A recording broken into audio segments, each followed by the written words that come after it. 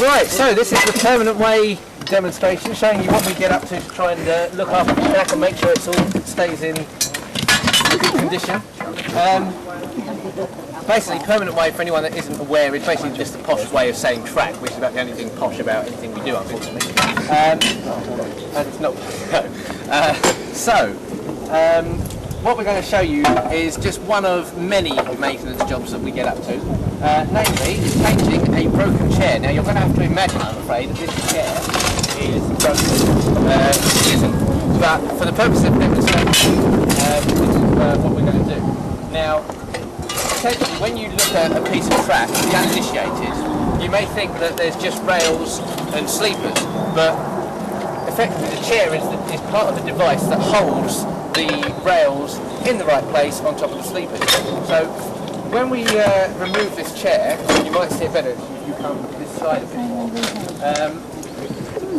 First thing to do is there's a little metal clip called a key, and Phil will now demonstrate how that's removed. Or try and demonstrate how it's removed.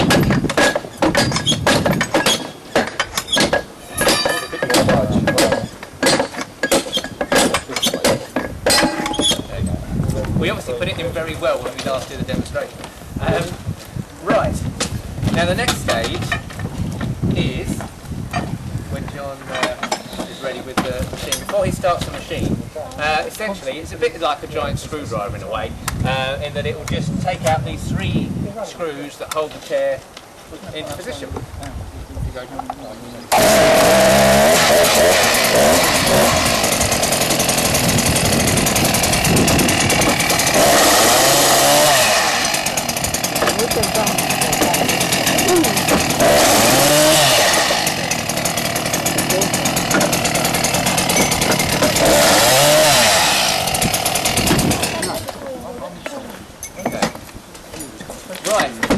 Now, if we start to jack the track up to take the weight off the weight of the ground off of the chair, then hopefully it should come loose like that.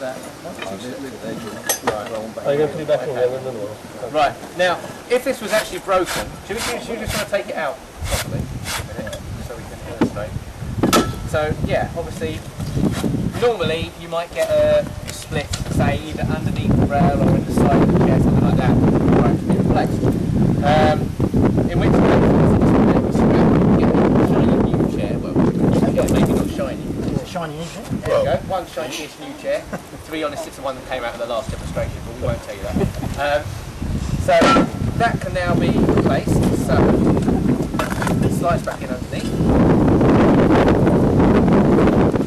Now, because we've taken the key out, when it goes back in initially, it might not sit properly. Basically, what normally happens is that you need to have a gap at this side so that the key will slot back in. Now, as we've done this a couple of times, it will probably work, but we'll see whether it does or not.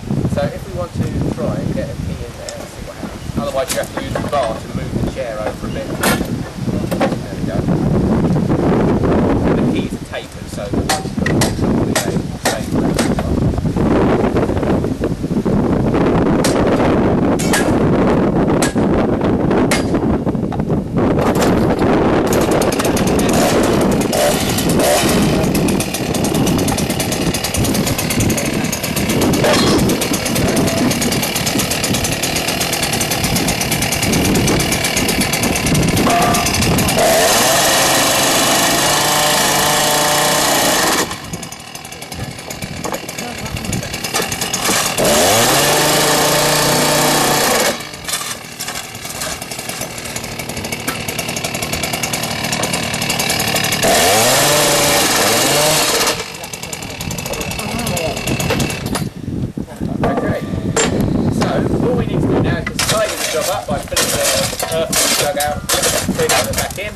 leaving everything tidy, and one change chair.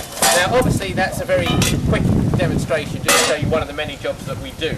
To give a flavour of some of the work we do, as well as changing any broken chairs, when sleepers get old, obviously they crack, so they need to be replaced from time to time as well, in which case you basically dig out the bed, detach the chair screws on both sides, slide the sleeper out from underneath, slide a new one in and screw down. Obviously that makes it sound very simple. So easy. It does, it sounds so easy.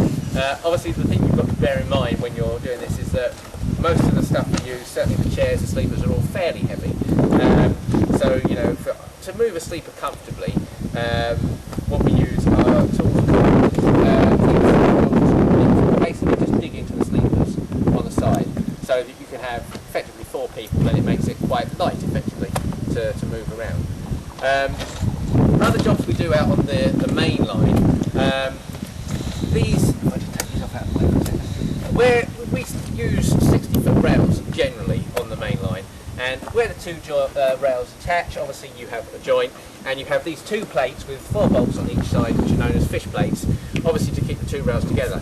Now, on the modern railway, they have what quite often long lengths of what they call continuously welded rail, but obviously to give us the sort of heritage clickety-clack sound that obviously a lot of people enjoy when they're travelling along the trains, these joints. But of course, being joints, they are a point of weakness, and over time, with the passage of a lot of trains, they can start to sink down slightly. So what another thing we do as a maintenance task is to jack underneath each joint, just to lift it up slightly, so that if you get down to rail level and look along the profile of the track, you can see where these little dips are, where the joints. Obviously some go down a bit more than others, it would depend on the state of the ground underneath. So you look along, jack the joint up, and then you can pack stone underneath the load-bearing area of the sleepers, which is effectively just directly underneath the chairs.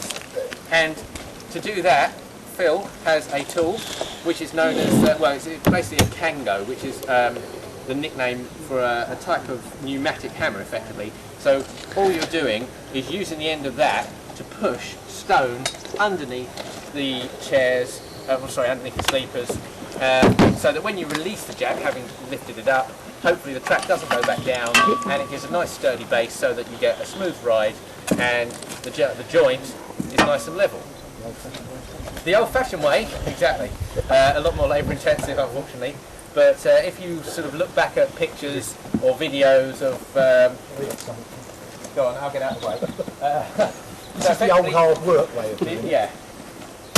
So you would just effectively push a stone underneath the sleepers. Now obviously this isn't really going anywhere at the moment when John's doing it, because obviously this track is technically, he says, fingers crossed, nice and level, nice and secure anyhow.